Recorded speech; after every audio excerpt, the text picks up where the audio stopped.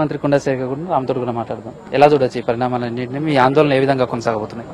ఇదైతే చాలా దారుణము, బాధాకరము. ఎందుకంటే భావి భారత పౌరులుగా ఎదగాల్సిన బిడ్డలు ఈ రోజు మరి మొగ్గలోనే తుంచివేయబడ్డం అనేది చాలా బాధాకరం.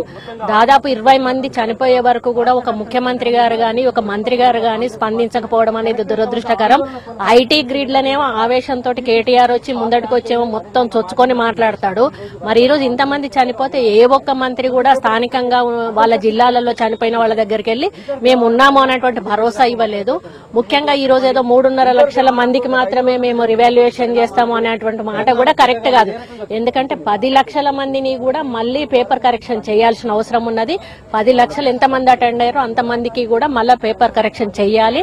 మరి వాళ్ళందరికీ కూడా వచ్చిన మార్క్స్ కాకుండా వాళ్ళకి పేపర్స్ ని కూడా కాపీని అందియాల్సిన అవసరం కూడా ఉంది. ముఖ్యంగా ఈ గ్లోబరీనా సంస్థని ముందు రద్దు చేయాలి. ఎందుకు అనంటే దాని మీద అంతకు ముందు కూడా కంప్లైంట్స్ ఉన్నాయి.